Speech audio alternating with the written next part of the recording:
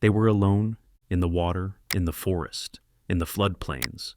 3 people on 3 ordinary days, surfing, hiking, paddling. Nothing unusual until something moved. One was dragged under by a crocodile. Another was bitten by a shark and lost her arm. The third was mauled twice by a grizzly and walked away. No warning, no time to react, no one to save them. What they did next doesn't make sense. But every second of it is true.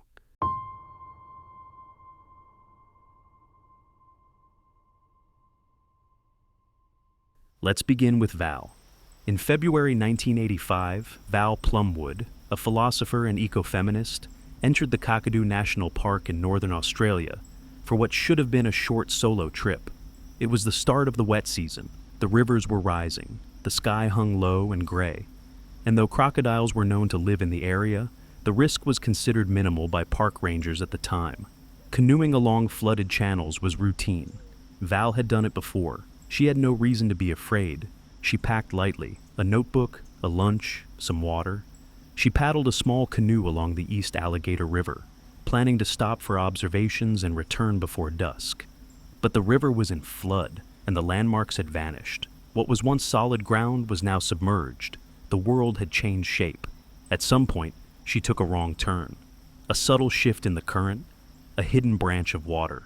The kind of mistake that doesn't feel like a mistake until it's too late. The rain picked up, trees blurred in the mist. The canoe drifted through still water, edged by mangroves and drowned bushes. That's when she saw it. Just ahead, on the surface, something long and dark. She thought it was a floating log. Then it moved. 2 eyes, a ripple, a sudden strike. The crocodile exploded from the water and hit the canoe with full force, knocking it sideways. Val tried to paddle away, but it was too late. The animal lunged again, clamping its jaws around her legs and dragging her under. What followed was what crocodiles have done for millions of years: the death roll. The creature spun her violently, again and again, trying to drown her, tear her apart, crush the air from her lungs. She was pulled underwater, released, then seized again. Her body hit rocks. Her head struck mud. On the third roll, she somehow grabbed hold of a fallen branch and pulled with everything she had. The crocodile's grip loosened.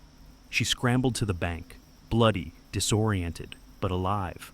Her left leg was torn open, flesh peeled back, fat and tendon exposed. She had a gaping wound near her groin. Her pants were soaked with blood. She couldn't walk, could barely move, but she was no longer in the water.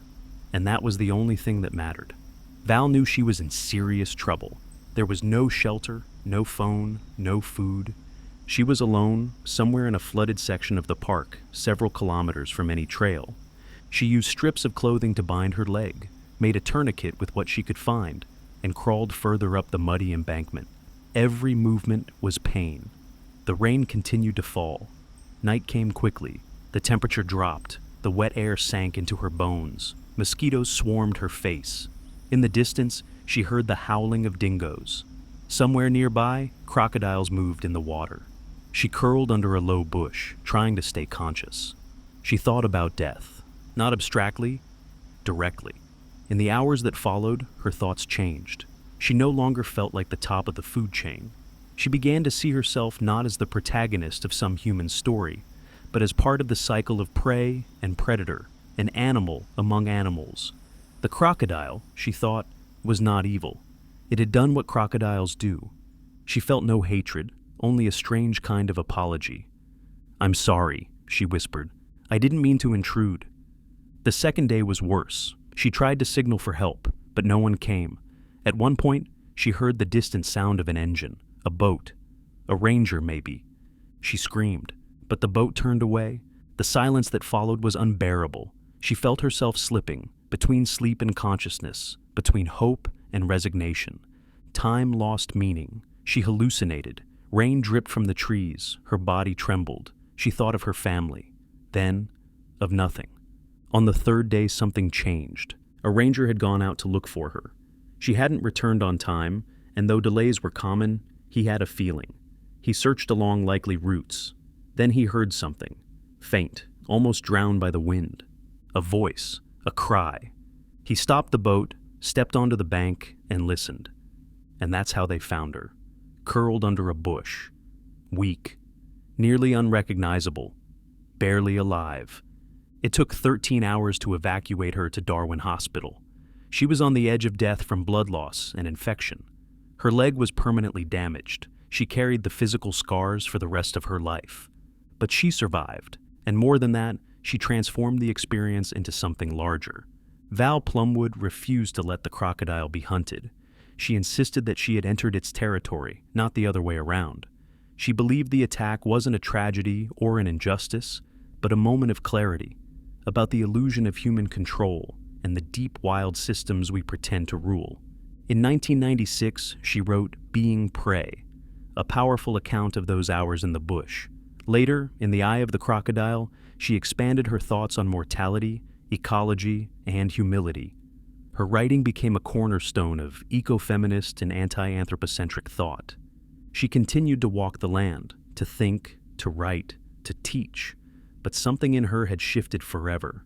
Val Plumwood didn't survive because she fought the crocodile. She survived because she respected what it was, and she knew that being human didn't mean being invincible. If these stories resonate with you, take a second to like the video. It helps more than you think. And if you want more true accounts like these, quiet, raw, and real, consider subscribing. These aren't just survival stories. They are reminders of how thin the line is between life and everything else. Now that you've heard Val's story, you might be wondering, what if the attack is even faster, even more brutal? What if you're 13 in open water and you only have seconds to react? Here's what happened to Bethany Hamilton. The morning was calm. It was October 31st, 2003, just after sunrise on Tunnels Beach, Kauai, Hawaii. The sky was soft, the sea almost still. The waves came in slowly, irregular, gentle. 13-year-old Bethany Hamilton was floating on her surfboard, left arm trailing in the water. Her best friend Alana was beside her. Alana's father and brother were nearby. There was no rush, no wind, just waiting for the next wave. Then something moved. It came from below, fast, silent, unstoppable. A tiger shark, more than 4 meters long, rose from the depths and struck. With a single bite, it clamped down on Bethany's left arm, just below the shoulder.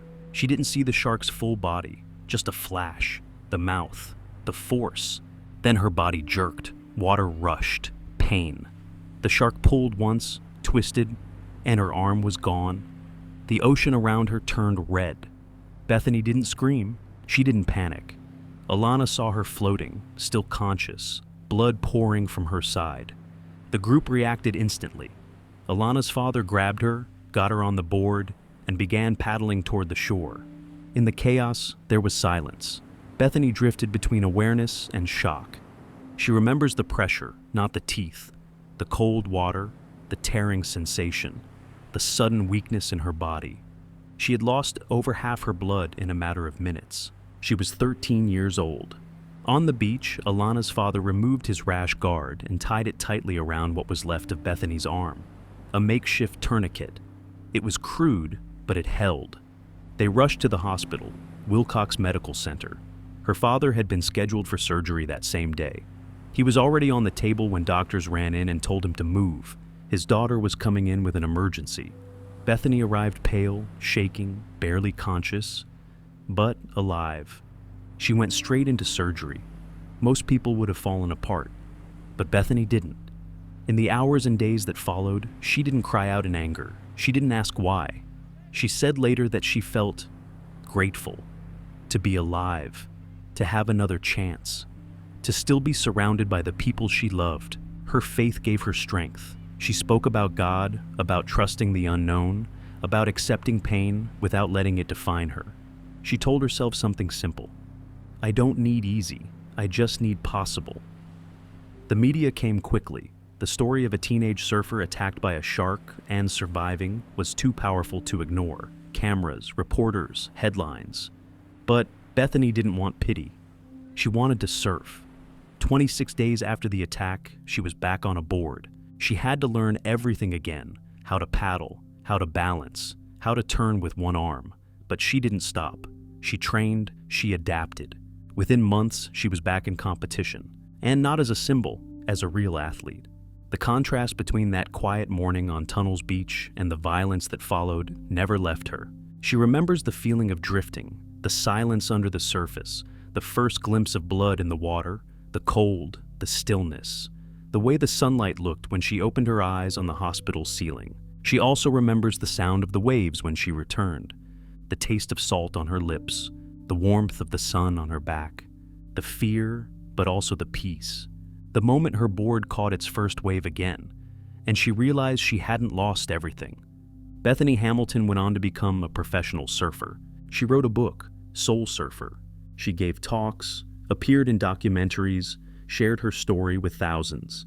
But she never made it about the attack. She made it about life after. Because in the end, survival isn't just about living. It's about finding your way back to who you are. You've heard what it's like to survive the sea. Now, picture this. Deep forest, no one around, and a grizzly charging straight at you. You survive the first attack, barely. You get up, and then it comes back. This is the story of Todd Orr. On the morning of October 1st, 2016, Todd Orr left his cabin before sunrise. The air was crisp, the sky still dark, and the ground covered in frost. He was scouting for elk in the Gallatin Mountains of Montana, preparing for the upcoming hunting season. It was something he had done many times before, alone, in the stillness of the early morning, following trails through the forest as the day slowly began. Todd worked for the Gallatin National Forest. He knew the land well, but that day, familiarity wouldn't protect him. After nearly an hour of walking, just as the sky was turning gray, he spotted a female grizzly with 2 cubs ahead on the trail. He stopped. Encounters like this were always dangerous. A mother bear with cubs is one of the most defensive animals in the wild. Todd didn't panic. He did what he had been trained to do. He backed away slowly, made himself known by speaking calmly, and gave the animals space to leave. The bears disappeared into the brush. He waited a few minutes, assuming they had moved on. Then, cautiously, he continued on the trail. What he didn't know was that the bear hadn't gone far. She had circled back, and she was watching. Without warning, she charged. Todd raised his bear spray and released a full blast. It filled the air between them. The bear slowed slightly, clearly affected, but not enough to stop. The impact knocked him to the ground. She was on him instantly. He lay on his stomach and covered the back of his neck with his arms, trying to protect the most vital areas. Her weight pressed down on him. Her claws raked his arms and shoulders. She bit into his forearm and crushed the bone.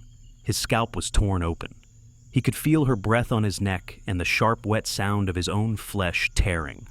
The attack lasted seconds, maybe a minute. Then, as suddenly as she had appeared, the bear stepped back and disappeared into the trees. Todd lay still for a while, listening, breathing, trying to assess the damage without moving too quickly. His arms were bleeding. His face was covered in blood. His left arm was limp and numb. But he was alive. He got up and began walking. He still had 5 kilometers to go before he could reach his truck.